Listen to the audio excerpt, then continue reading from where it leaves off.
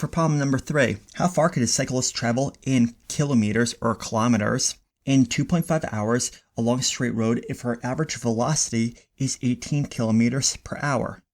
Keep in mind that 18 kilometers per hour is roughly 11 miles an hour. Okay, so let's think about this. Once again, let's read this again.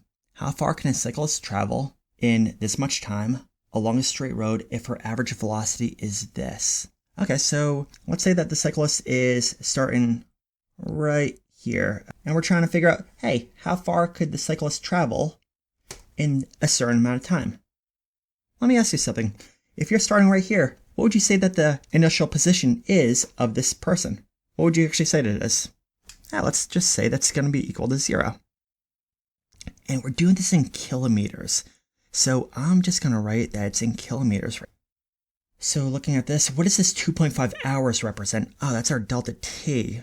Okay, I know that we actually were saying before that we were going to be using meters and seconds, but as of right now, it looks like kilometers and hours. Let's see here. And then it says the average velocity is 18 kilometers per hour. Okay, so our average velocity is 18 kilometers per hour.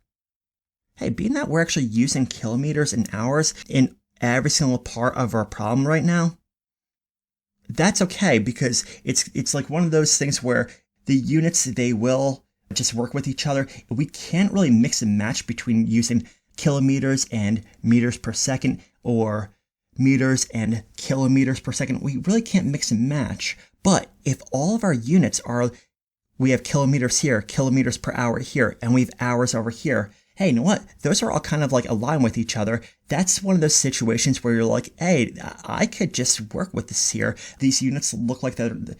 I'm not really crossing between hours and kilometers per second and just really mix matching my units. We're just staying consistent over here, and that's okay. We could do that. This is one of those situations where you could just be not having to use meters and seconds and meters per second units and everything. So, and it's asking us, how far can the cyclist travel? That's what the question is. So if the cyclist is starting over here and ending up over here, well, isn't that just simply the final position, how far the cyclist is going to travel? So that's what we're going to be finding right now.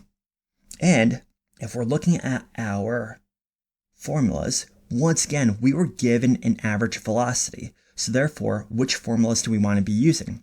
Hopefully you're saying that we want to be using one of the first two formulas, being that has to do with the average velocity. So which one of these formulas do we want to use? Well, we don't have our initial velocity or final velocity. So once again, we're just going to be using this one right now. I know that this seems a little repetitive and everything, but these are different principles, different kind of concepts that I want to be covering in the first few problems before actually getting into the thick of it and everything. So, okay, so we just simply plug this in.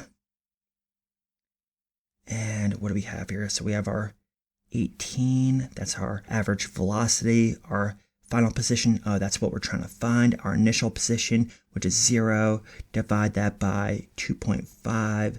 The subtraction of 0 doesn't provide any sort of value. Being that we have a division of 2.5, what do? We multiply both sides of the equation by 2.5, and we get our final position of 45 kilometers.